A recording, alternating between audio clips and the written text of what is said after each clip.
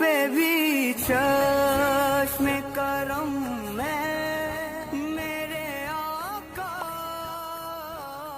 करना तुम्हें। बिस्मिल्लाहिर्रहमानिर्रहीम अल्हम्दुलिल्लाहि रब्बिल आलमीन वस्सलातु वस्सलामु अला सय्यिदिल अंबिया वल मुरसलीन अम्मा बाद।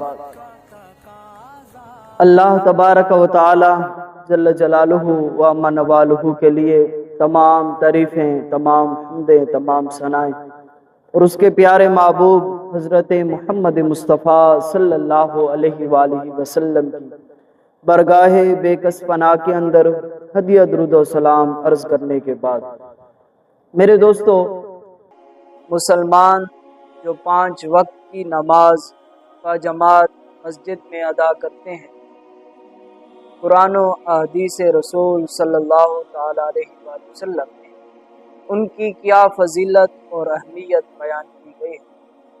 कुरान मजीद फुरकान हमीद सूरत बकरा की आयत मुकद्दसा है, जिसमें अल्लाह तबारक व तआला जल्ल जलालुहु ने इरशाद फरमाया, व अकीमुस्सलाता व आतुज़्ज़कात, फरमाया नमाज कायम करो और ज़कात अदा करो।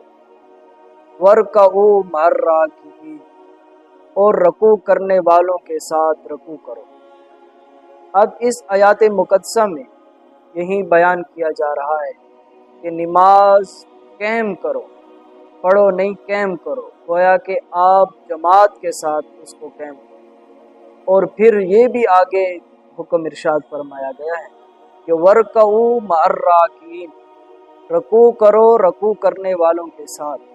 ये भी इस नस से मुराद और इस नस से ये बात समझी जा रही है कि आप जमात के साथ नमाज अदा करें। और फिर दूसरी आयत मुकद्दसा है, उसमें अल्लाह तबारक व तआला जल्ल जलालुहु ने इरशाद फरमाया, या अय्युहल्लज़ीना आमनू, ए ईमान वालो, आमनुरकऊ वस्जुदू वअबुदू रब्बकुम, तुम रकू करते रहो और सुजूद करते रहो और अपने परवरदिगार की इबादत करते रहो।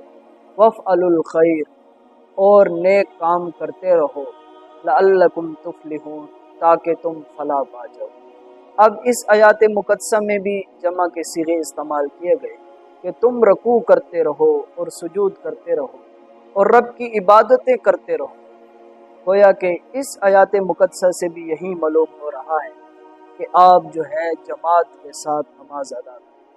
और फिर कुरान मजीद फुरकान हमीद के अंदर मौजूद है, जब मुसलमान मस्जिद में आकर सफ़े बांधते हैं तो अल्लाह तबारक व तआला ने इन सफ़े बांधने वालों की भी कसम खाई है।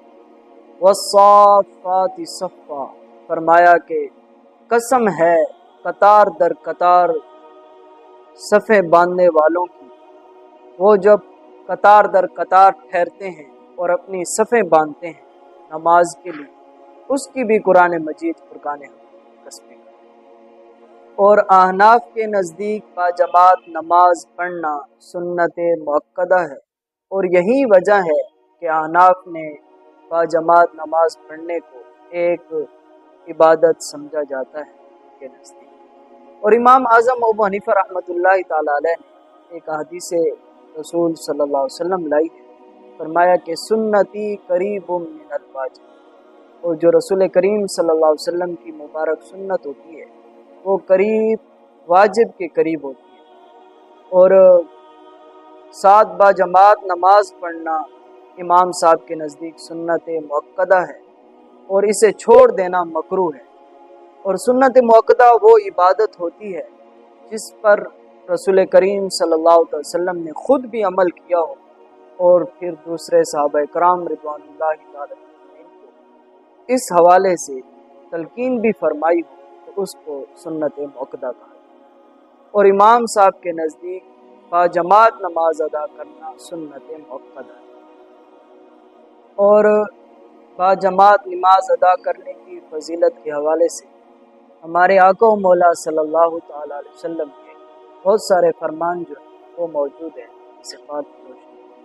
इस हवाले से पहली हदीस मुबारक तो मैं कोट करने जा रहा हूँ, मुतफ़क़ अलैह हदीस पाक है और मैं बुखारी शरीफ किताब کتاب الجماعت والامامہ، اس کے اندر امام بخاری رحمۃ اللہ تعالی علیہ نے فصل باندھی ہے، فصل و صلاۃ الجماعت۔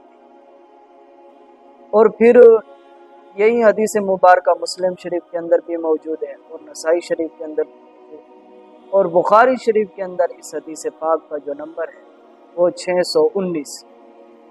ان عبداللہ ابن عمر رضی اللہ تعالیٰ عنہ، حضرت عبداللہ ابن عمر رضی اللہ تعالیٰ عنہ سے یہ حدیث پاک مروی ہے۔ آپ فرماتے ہیں ان رسول اللہ صلی اللہ تعالیٰ علیہ وآلہ وسلم، کہ اللہ کے حبیب صلی اللہ تعالیٰ علیہ وآلہ وسلم کا مبارک فرمان ہے کہ صلاۃ الجماعت تفضل صلاۃ الفجر، فرمایا کہ باجماعت نماز ادا کرنا اکیلے نماز ادا کرنے سے اتنی فضیلت ہے کہ سب یوں و 20 درجہ، فرمایا 27 نماز درجہ باجماعت نماز جو ادا کرتے ہیں اس کو حاصل ہے۔ گویا کہ جو شخص باجماعت نماز ادا کرتا ہے اس کو نماز کے ساتھ 27 درجے مزید بھی فضیلت اس کو حاصل ہوتی ہے، اور جو تنہا نماز ادا کرتا ہے بس اس کو صرف وہی فضیلت حاصل ہوتی ہے، وہ نماز پڑھنے والی۔ گویا کہ باجماعت نماز ادا کرنے میں مسلمان کے بہت زیادہ فوائد موجود ہیں، اور نماز کو ترک کر دینے کے اندر مسلمان کا نقصان ہے۔ اور پھر ایک اور روایت میں ہے وفی روایت 25 درجہ، اور اس میں فرمایا گیا اللہ کے رسول صلی اللہ علیہ وسلم نے فرمایا کہ 25 درجے جو ہے زیادہ فضیلت ہے اس شخص کو جو باجماعت نماز ادا کرتا ہے اس پر جو تنہا نماز ادا کرتا ہے۔ گویا کہ جو باجماعت نماز ادا کرتا ہے اس کی بہت زیادہ فضیلت بیان کی گئی ہے جسے رسول صلی اللہ علیہ وسلم نے، تو ہمیں چاہیے کہ ہم کثرت کے ساتھ باجماعت نماز ادا کریں۔ امام احمد بن حنبل رحمۃ اللہ تعالی علیہ نے اپنی مسند کے اندر حدیث مبارکہ لائی، حدیث پاک کا نمبر ہے 5112، اور امام حیثمی رحمۃ اللہ تعالی علیہ نے مجموع الزوائد کے اندر یہ حدیث پاک لائی ہے، اور امام دلمی رحمۃ اللہ تعالی علیہ نے مسند فردوس کے اندر یہ حدیث پاک لائی ہے۔ ان عبداللہ ابن عمر رضی اللہ تعالیٰ عنہ، حضرت عبداللہ ابن عمر رضی اللہ تعالیٰ عنہ سے یہ حدیث پاک روایت ہے۔ آپ فرماتے ہیں قالا سمعت رسول اللہ صلی اللہ علیہ وسلم یقول، فرمایا کہ میں نے خود سنا ہے اللہ کے رسول صلی اللہ تعالیٰ علیہ وسلم سے کہ ان اللہ لیعجب من الصلاۃ فی الجمیع، فرمایا کہ اللہ تبارک و تعالی باجماعت نماز ادا کرنے والوں کو بہت زیادہ پسند کرتا ہے۔ جب اللہ تبارک و تعالی باجماعت نماز ادا کرنے والوں کو بہت زیادہ پسند فرماتا ہے تو ہمیں چاہیے کہ ہم رب کی پسند بن کر باجماعت نماز ادا کریں۔ جامع ترمذی شریف کے اندر حدیث مبارکہ ہے کتاب الصلاۃ کے اندر، اور وہاں امام صاحب نے باب باندھا ہے باب ما جاء فی فصل تکبیرۃ الاولی، اور حدیث پاک کا نمبر ہے 641، اور امام عبدالرزاق نے اپنی مصنف کے اندر بھی یہ حدیث پاک روایت کی۔ ان انس بن مالک رضی اللہ تعالیٰ عنہ قال قال رسول اللہ صلی اللہ علیہ وسلم، حضرت انس بن مالک رضی اللہ تعالیٰ عنہ سے یہ حدیث پاک روایت ہے۔ آپ فرماتے ہیں کہ اللہ کے رسول صلی اللہ تعالیٰ علیہ وآلہ وسلم نے ارشاد فرمایا من صلی للہ 40 یوما فی الجماعت یدرک تکبیرۃ الاولی، فرمایا کہ جو شخص 40 دن تک باجماعت نماز ادا کرتا ہے، تکبیر اولی کے ساتھ 40 دن تک باجماعت نماز ادا کرتا ہے تو کتبت لہو براءتان، فرمایا کہ اللہ تبارک و تعالی اس کے لیے 2 نجاتیں لکھ دیتا ہے۔